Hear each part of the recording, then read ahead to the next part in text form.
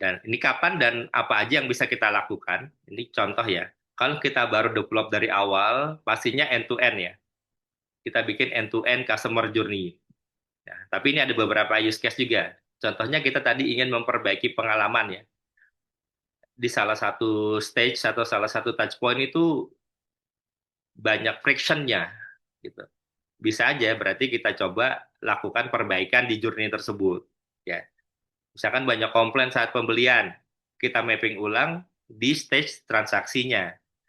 Ya kan kita coba breakdown lagi. Bisa jadi nanti outputnya ada proses yang jauh lebih efisien atau ada proses pelayanan yang ditingkatkan lagi. Ya. Yang kedua, misalkan kita ada mau meningkatkan konversi, ya. Ternyata dari lead ke prospek, kemudian ke sales, ternyata sedikit. Masalahnya di mana?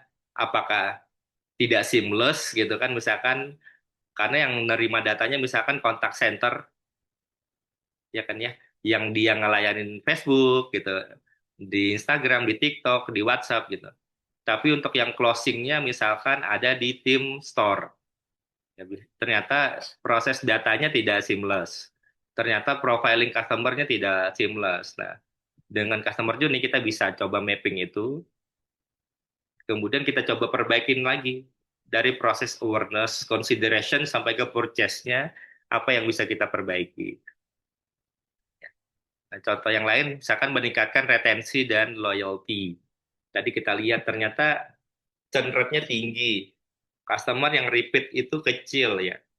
Artinya apa? Dia beli, nyobain produk dan layanan kita, setelah dia nilai ternyata biasa aja mungkin atau malah kurang gitu ya. Akhirnya dia tidak beli lagi di tempat kita gitu. Dan jadi di sini kita coba mapping lagi di tahapan after sales-nya. Apa yang bisa kita lakukan? Termasuk bisa jadi di sini yang bisa kita lakukan adalah bikin customer journey khusus untuk product experience. Ya, mungkin nanti agak ke bawah ya. Di bawah ada gitu. Kemudian juga kita lihat di sini buat sinkronisasi antar tim gitu. Tadi ada proses yang tidak berjalan dengan mulus karena customer journey ini miliknya oleh organisasi ya, bukan milik untuk unit karena akan saling terkaitan dengan unit-unit yang ada di organisasi. Contohnya misalkan di pengalaman saya di optik lagi ya, misalkan proses layanannya bagus, closingnya bagus, kita bisa ngasih produk yang personalized untuk pembelian frame kacamata dan lensanya.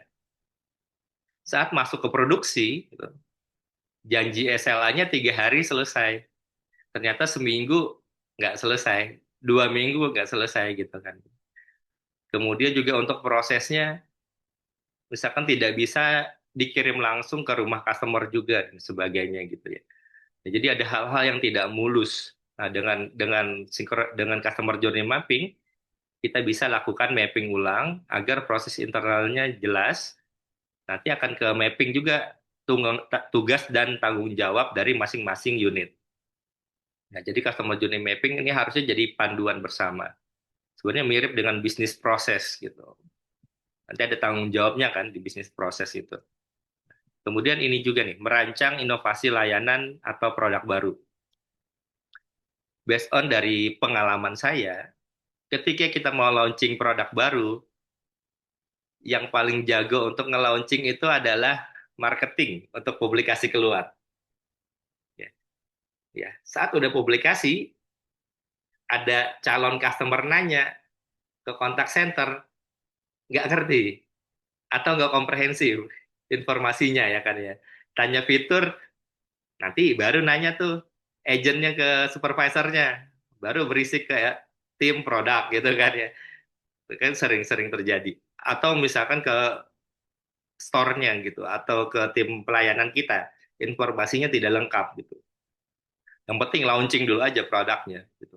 Nah, padahal kalau kita launching produk baru itu harus dibikin journey-nya ya, dari proses awal justru ya, bahkan dari proses awal, proses riset, nanti proses development, trial, sampai nanti implementasi atau live atau launching, sampai nanti gimana. Jadi semuanya akan masuk ke semua aspek ya. Aspek people-nya masuk, apa yang harus dilakuin, aspek prosesnya masuk gitu, apa yang harus dilakuin, kemudian aspek physical evidence-nya masuk juga gitu, ke teknologinya masuk gitu kan, ke measurement-nya juga masuk, bahkan ke leadership-nya juga masuk gitu. Ya, jadi semuanya akan end to end. Yakin ini produknya akan lebih besar potensi untuk sukses ya kan. Termasuk layanannya juga. Nah, kemudian juga ini validasi kepuasan pelanggan. Menurut saya juga penting. Trap yang paling umum terjadi di bisnis adalah skor kepuasannya ada di angka 90-an, CSAT-nya misalkan 98, 99, NPS gitu. NPS itu 30 aja udah good ya. 30 sampai 60 itu udah great loh Bapak Ibu ya. Di atas 60 itu udah luar biasa sekali ya NPS-nya gitu. Nah, secara matriks customer-nya tinggi, tapi kita kita lihat secara sales-nya stagnan atau fluktuatif gitu ya, atau cenderung menurun gitu. Nah, itu kan aneh gitu. Kok bisa kepuasan pelanggannya tinggi, tapi secara penjualannya rendah? Ya, itu nggak bisa dibiarin Bapak Ibu. Salah satu yang bisa kita lihat adalah customer journey mapping. Salahnya di mana? Salahnya di mana ya? Jadi itu kenapa customer journey itu penting sekali buat kita mapping ya.